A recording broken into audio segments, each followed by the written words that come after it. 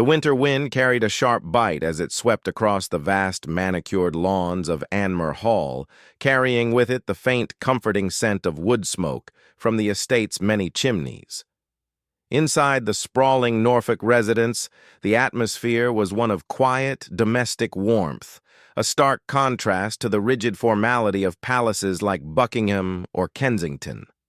For the Princess of Wales, this was her sanctuary, a place where she could shed the weight of the crown and simply be a mother to George, Charlotte, and Louis. On this particular overcast afternoon, she had stolen a rare, precious hour of solitude in her private sitting room, a space decorated with family photographs and fresh flowers.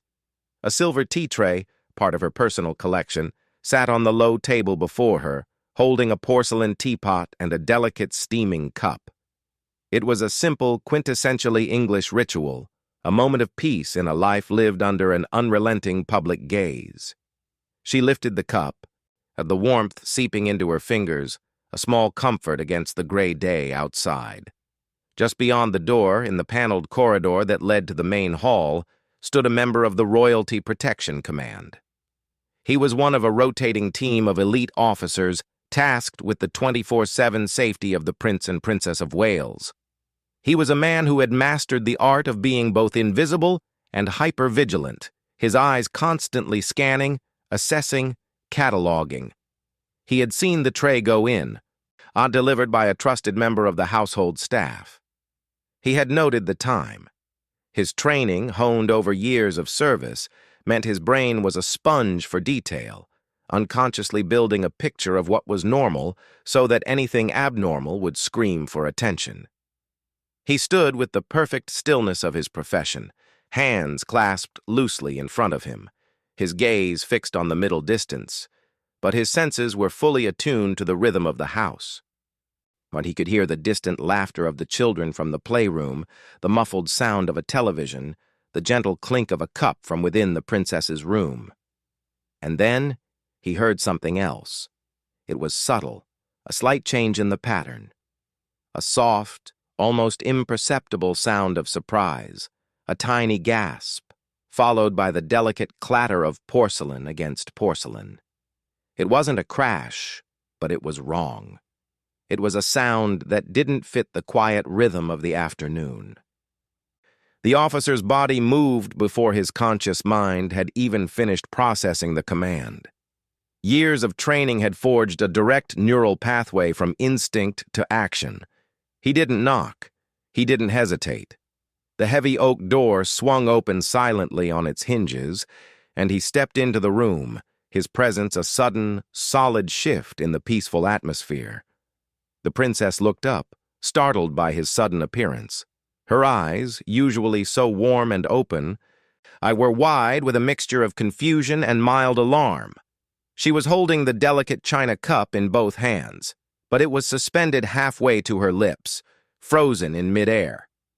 On her face was not the placid expression of someone enjoying a quiet moment, but a look of intense concentration and distaste.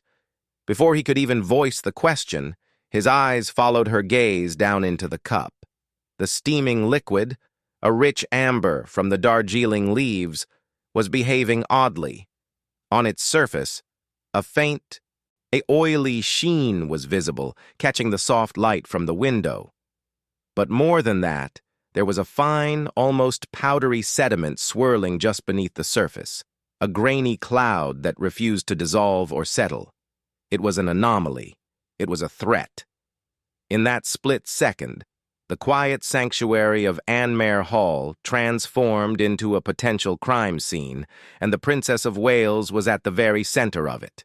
The officer's training kicked in with a chilling precision that overrode every other consideration, including royal protocol. In a single fluid movement, he crossed the space between the door and the princess.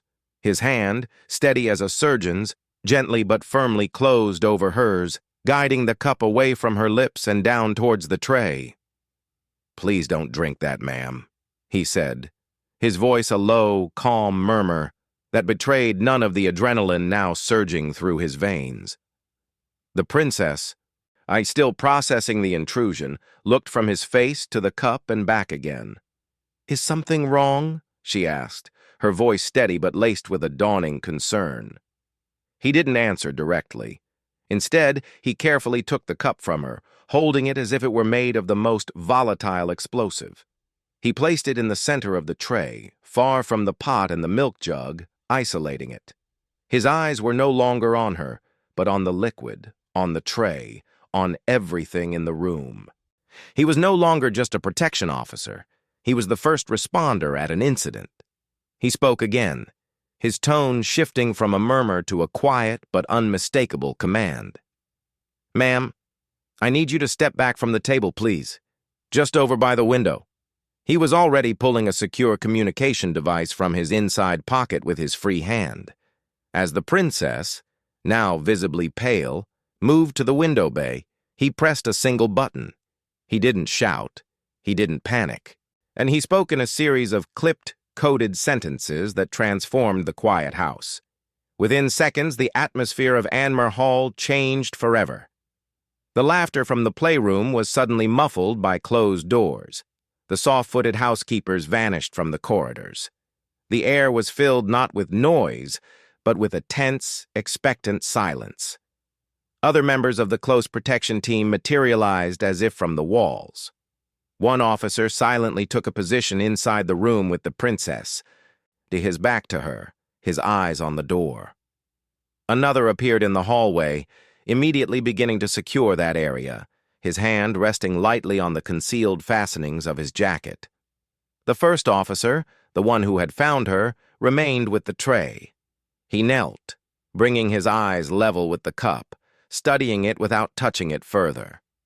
The oily film was more pronounced now, catching the light in a way that natural tea never would. The sediment, a faintly grayish powder, I was beginning to settle at the bottom. He didn't need a forensics lab to tell him this was wrong. Every instinct, every piece of knowledge about poisons and toxins that was part of his deep training was screaming at him.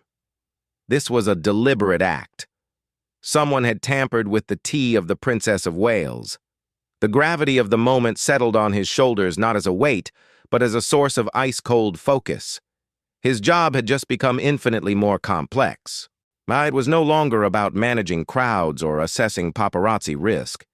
It was about finding a ghost who had walked into the heart of a royal home and tried to commit murder.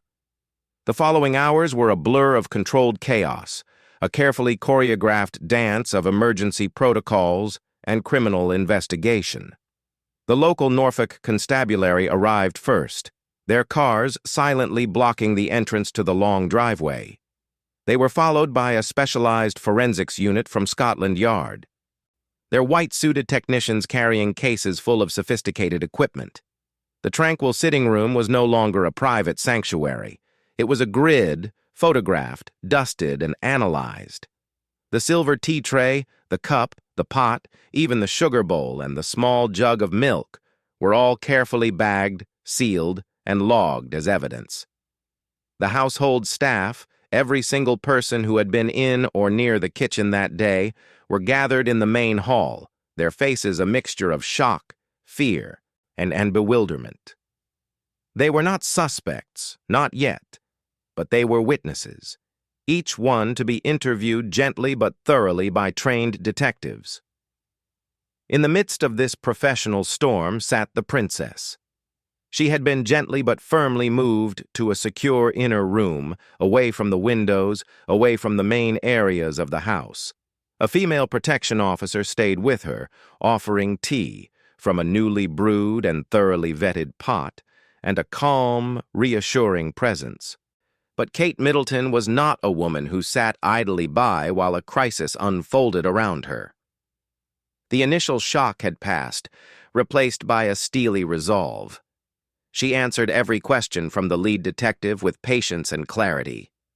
When had she requested the tea? Who had brought it in? Had she noticed anything unusual about anyone's behavior? Had she left the room at any point before taking a sip? Her answers were precise, her memory sharp. She was, in that moment, every inch the future queen.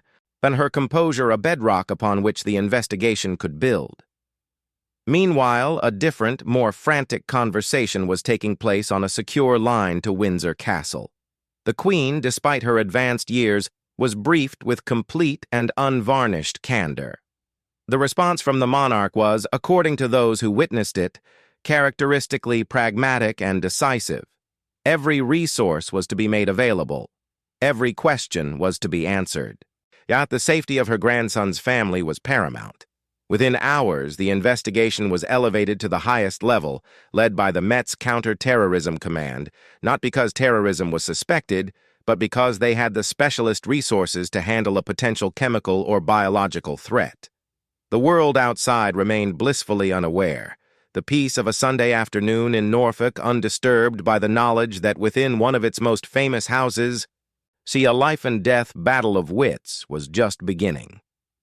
The evidence from the tea set was rushed to a government laboratory at Porton Down, the UK's secretive and highly specialized defense science and technology laboratory.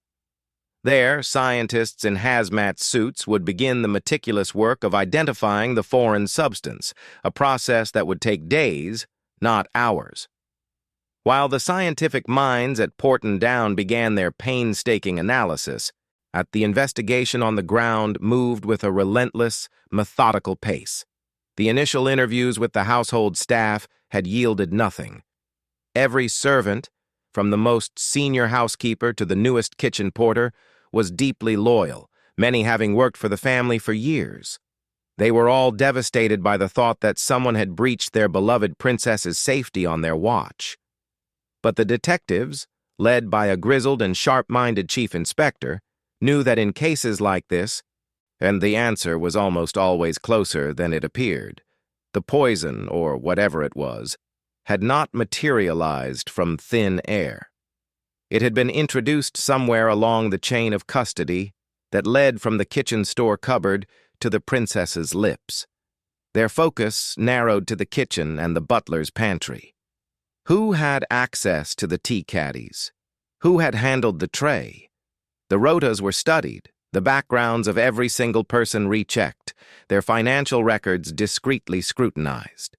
And the break in the case came not from a deep background check, but from the observation of one of the protection officers who had been on duty that day. He remembered a new face, a temporary catering assistant hired through an agency to cover for a staff member who was on leave.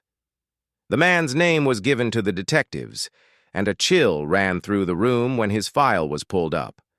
The name was common enough, but the address and the references supplied to the agency were now being rapidly verified. The address was a postal box. The previous employer, a catering company in London, had never heard of him. The net began to close. A covert team was dispatched to the small flat in a nearby town that the man had listed as his current address. It was empty. The neighbors described a quiet, unremarkable man who kept to himself. But inside the flat, a forensics team found a treasure trove of evidence. And hidden in a false ceiling panel, they discovered a small, sealed plastic bag containing a minute amount of a grayish-white powder. Beside it was a handwritten note, partially in a foreign script that looked like Cyrillic, with what appeared to be chemical notations. The pieces were falling into place, but the man, the suspect, had vanished. He had not returned to the agency, and his phone was switched off. A manhunt, codenamed Operation Cairn, was launched across the UK, with ports and airports placed on heightened but discreet alert. The photo of the nondescript man was circulated to every police force in the country. The public, however, remained in the dark.